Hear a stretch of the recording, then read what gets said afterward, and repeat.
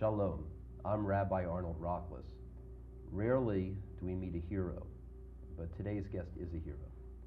There are a lot of people who are famous, who have power, but this woman has both, and the power derives from moral authority.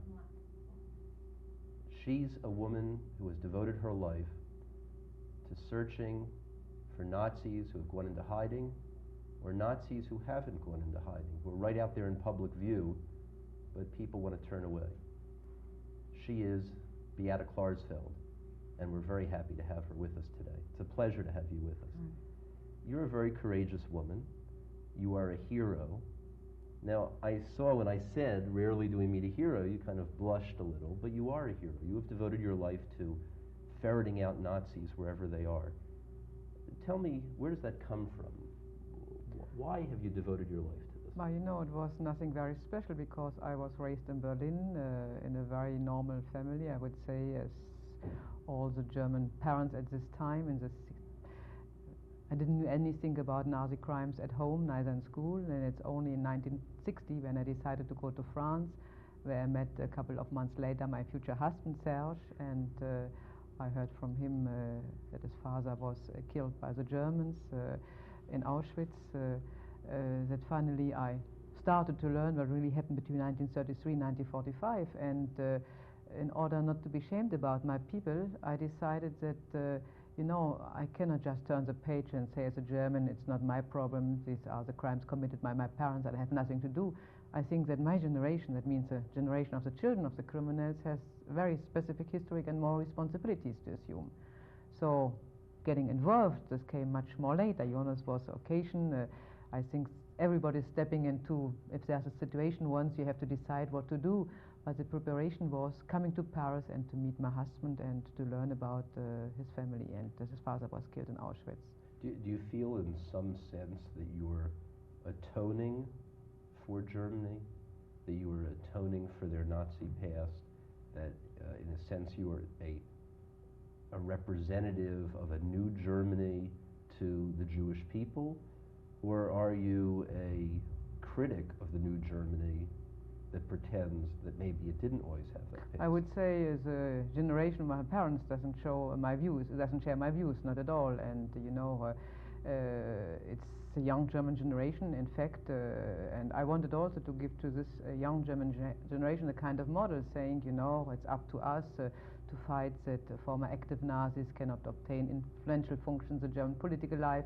It's up to us to reject the complete rehabilitation of Nazi criminals, and it's up to us too to do something towards the Jewish people and to show our solidarity and try to fight today against anti-Semitism and to help Jews wherever they're persecuted in the world. How do you must have critics in Germany and Austria who say, why is she embarrassing us? Just like any country, and I'm not saying that other countries have the burden that Germany and Austria does, the moral burden, but in every country there are critics of governmental policy, and people in the government say, why do these people embarrass us in the eyes of the world? And so do you get some of that in present-day Germany and Austria and other countries where they say, why does she have to keep reminding the world? Why can't she go away? Why can't old Nazis be left alone? True, in Germany, you know, the fact that I fought against German representatives of the representative of the German government called Georg Kiesinger, who was a member of the Nazi party and Nazi propagandist. I campaigned against him because I found it was intolerable to have these kind of men representing Germany and my generation too.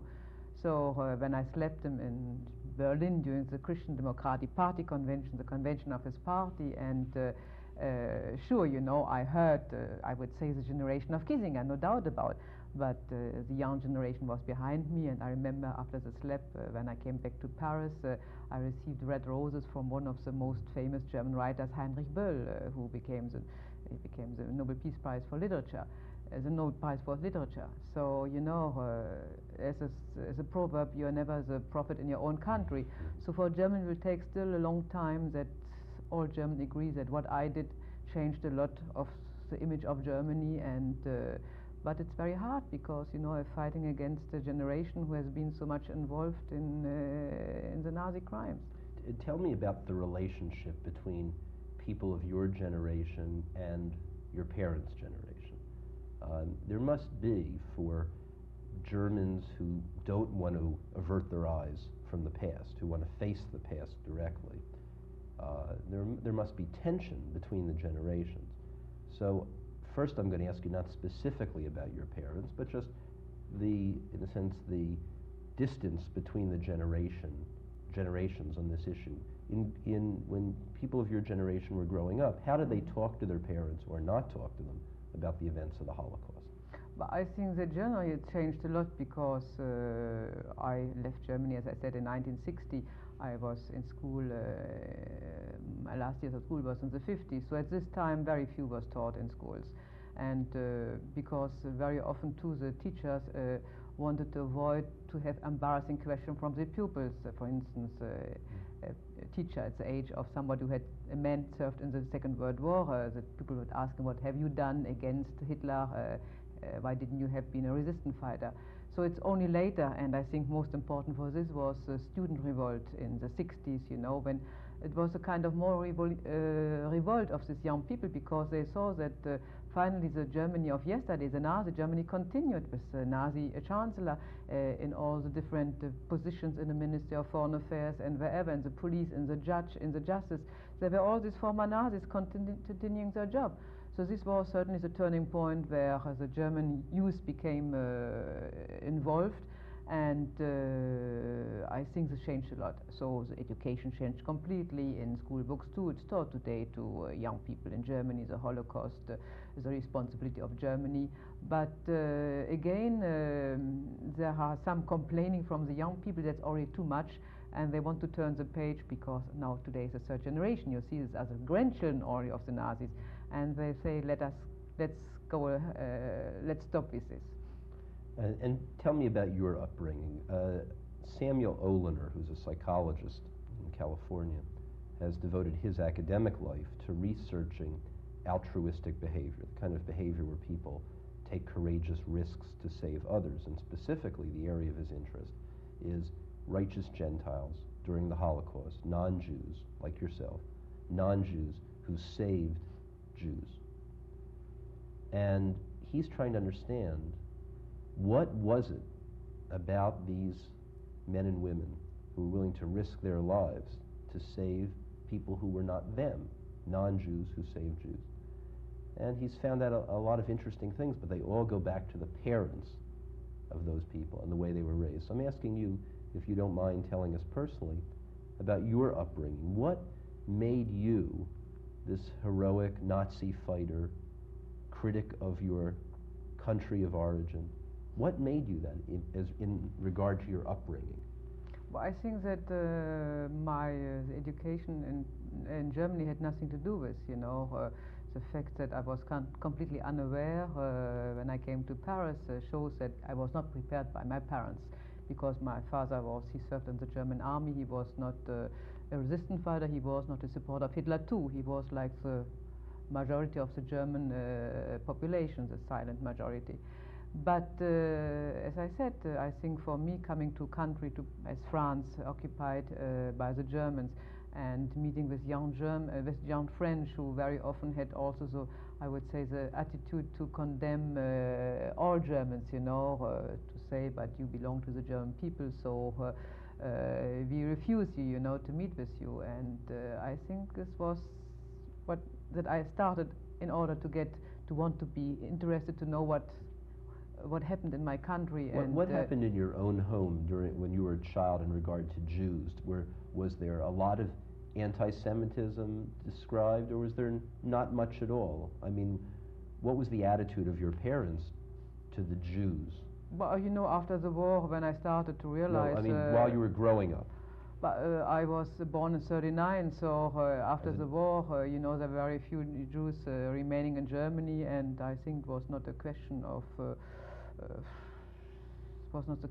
being anti-Semite. My parents never have been anti-Semite, but no, I don't think that this has something to do with. I think For me, the most important was to be in France and to feel my responsibility as a German.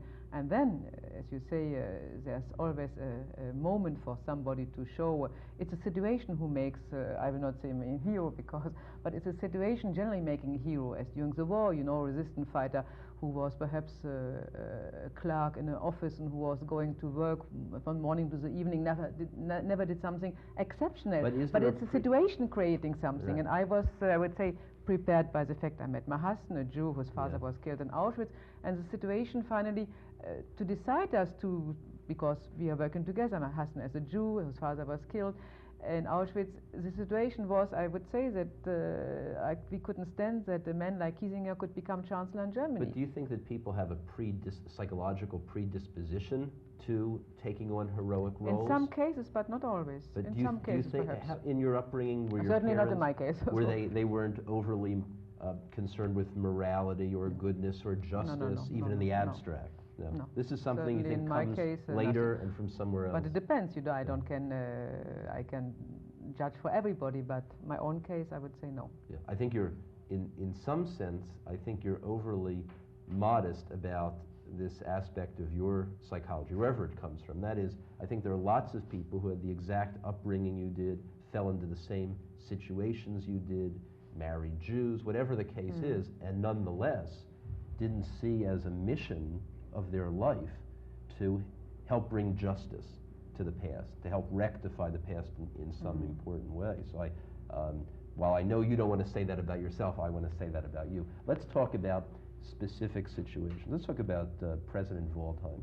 This is a country, Austria, that had for a long time, a Jewish prime minister, and that same country elected, as the news of his Nazi past was coming out in the headlines of papers all over the world, elected a former Nazi president. Explain that to me. Well, I think that Mr. Kreisky was never an embarrassing Jewish prime minister for the Austrians. In his government, when he made the coalition with the Liberal Party, they had a lot of Nazis, and when protests mounted, Kreisky would always take the stand for the criminals and not allow them to be thrown out of the government. So he really was never embarrassing as a Jew for the Austrians, and I think it was a kind of good conscience for the Austrians to say, look, our prime minister is a Jew. On the other side too, he was extremely critical against Israel. He was the first to meet with, Gaddafi, with Arafat. He recognized, I think, the PLO, Austria. So he didn't embarrass the Austrians. So, Austria certainly in the Western European part is the most conservative party, mainly in the country, not so much in Vienna, and also had remained a very, very anti-Semite country compared, for instance, to West Germany. Well, I have a special interest in Austria, as I told you before the show, because my mother is from Vienna, and we lost 33 family members during the Holocaust, killed by the Nazis. Do you think that the Austrians, as the news was coming out about Waldheim's past, were saying to the world, don't dictate to us whom we should vote for, and that's why, despite the evidence, they voted for Waldheim? Or do you think they just didn't care? It wasn't despite the external criticism, it was just, we're going to vote for everyone, and the fact that he's ex-Nazi doesn't bother us at all?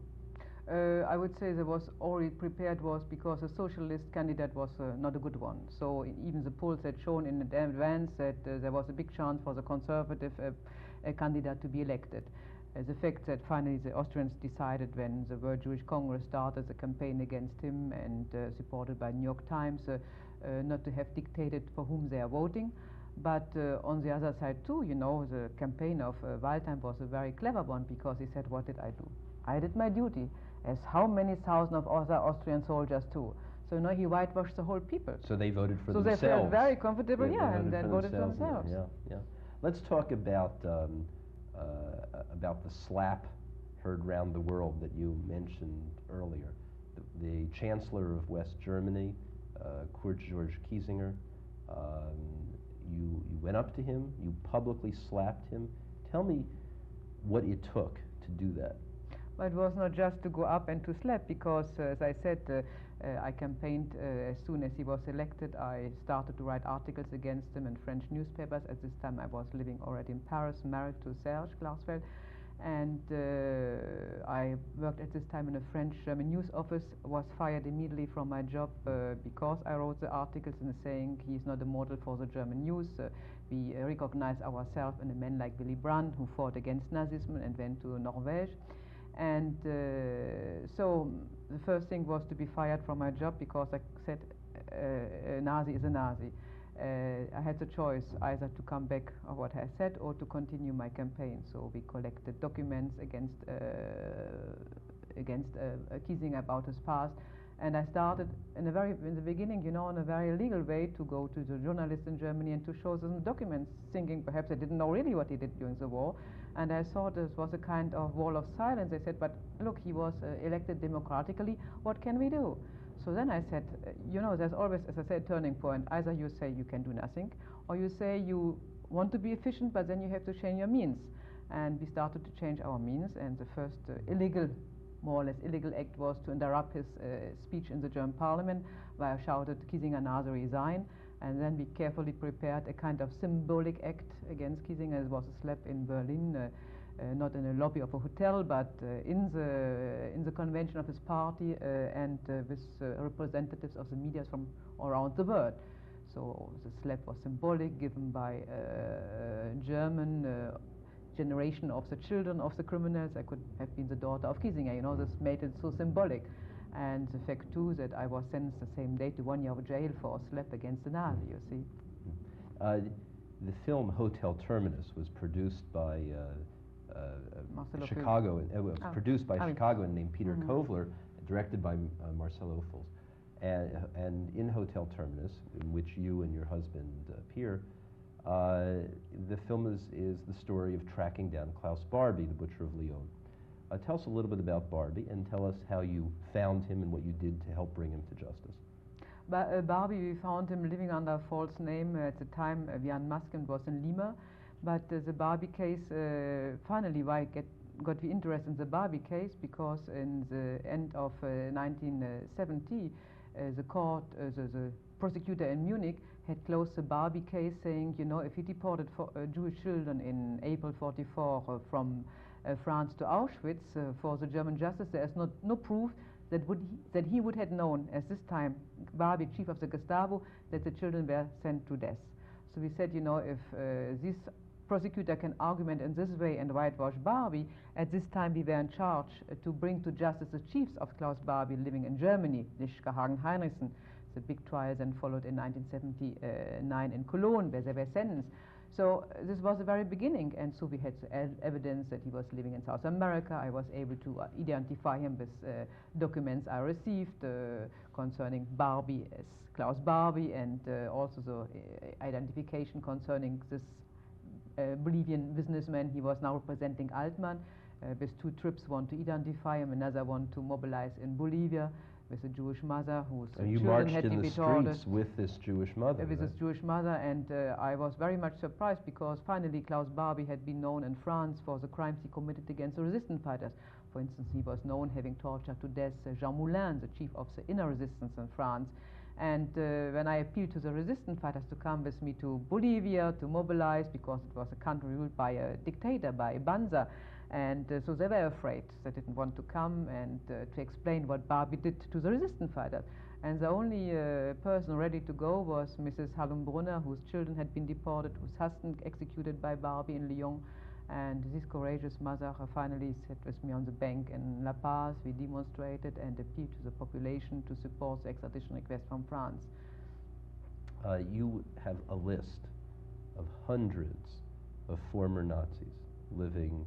No, we have no list. We never followed lists, because it's frustrating. We always tried to go after the high responsible, that means those who gave the order, and to deport and to arrest the Jews. How many high-ranking former Nazis to make are it living short, in... To make it short, the only one I think who is really worth to bring to justice is Alois Brunner, right hand of Eichmann, who had deported the Jews from Austria, Berlin, Germany, Salonika, the 46,000 Jews who had deported 25,000 Jews from France.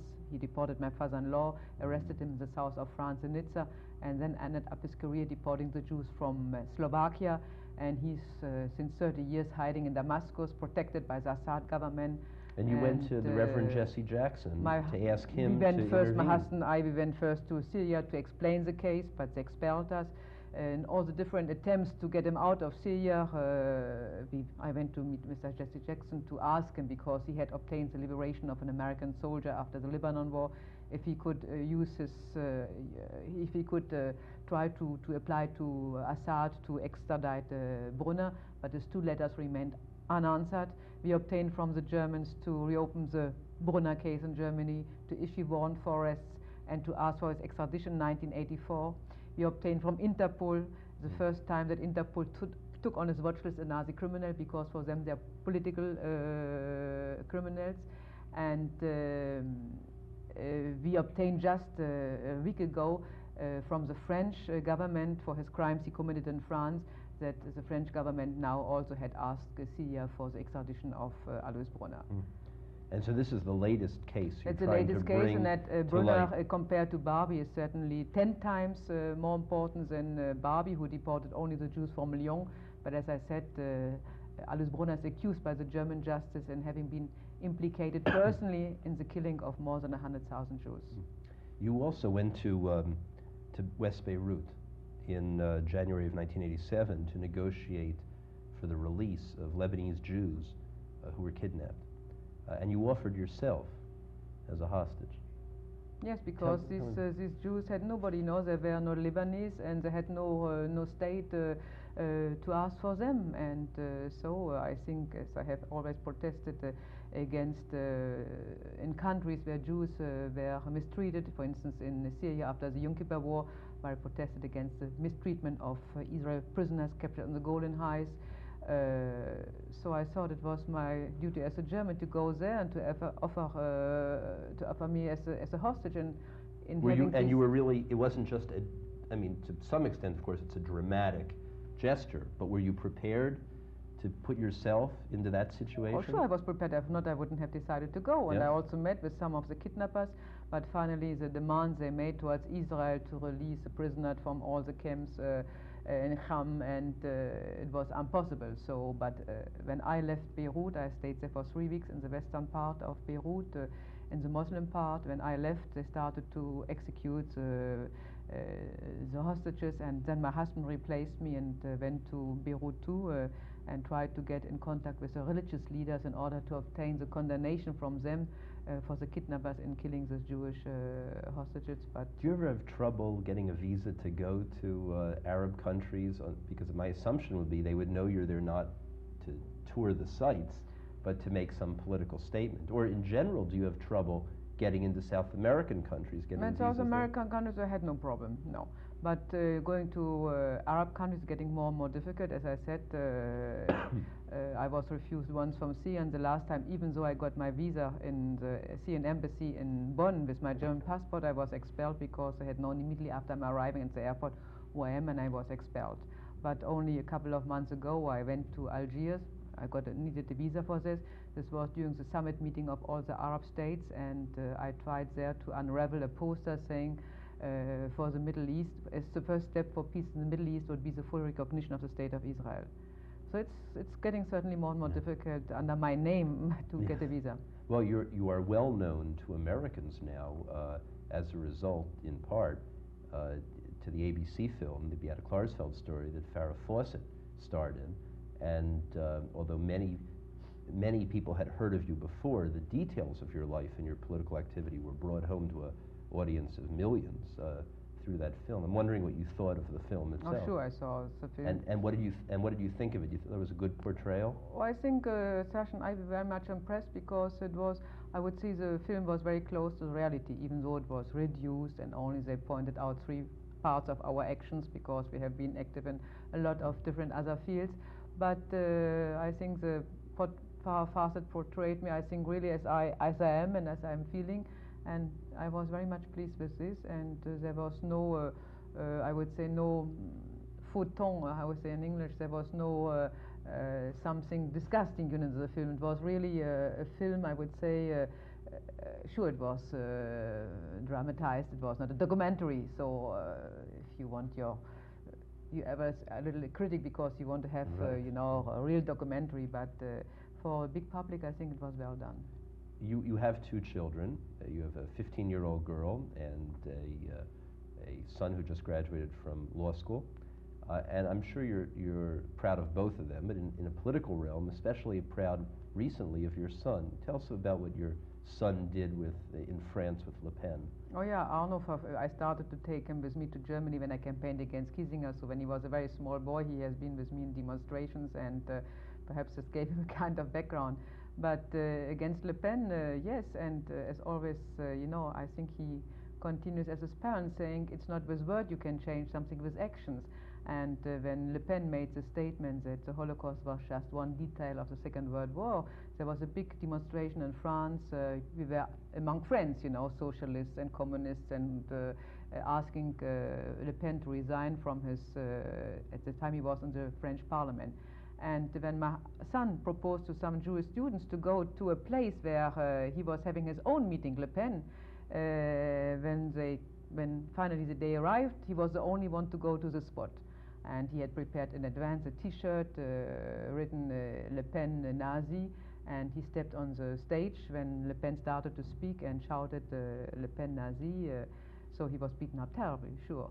But it's, you know, I think he took a lesson of what we are doing, saying that if you really want to be efficient, you have to put your feelings into actions and not only into words. Well, I think one of the greatest legacies that you have created is not just the action, the wonderful actions that you and Serge have done, but also your ability to have inspired your children to carry that message on, because it isn't, the fight against injustice doesn't end with one generation. It's something that has to be instilled for the future, and you've done that marvelously. Do you work with other Nazi hunters like Simon Wiesenthal? No, we don't. We know Wiesenthal, sure, but the way approaching the problem is different, because Wiesenthal has a documentation center in Vienna and generally is concentrating himself in providing to German prosecutors documents, to looking for witnesses. But he never went, if he wanted to unmask a Nazi criminal, he never went on the spot as we did. He never did militate in Germany as we did in order to obtain the judgment of Lischka, Hagen, Heinrichsen, the three main responsible who deported the 70,000 Jews from France. And with us, we had friends from Paris. We were arrested, beaten up by the police. Well, yours is really when I had to unmask criminals in South America, I went to Bolivia, I went to Paraguay, you see. I love everything you're saying. Where time is out, but I want to tell you that I have met many famous people in my life, but very few heroes, and you're one of them. It's a pleasure to have you on the show. Please join us again. I'm Rabbi Arnold Rachlis. Shalom.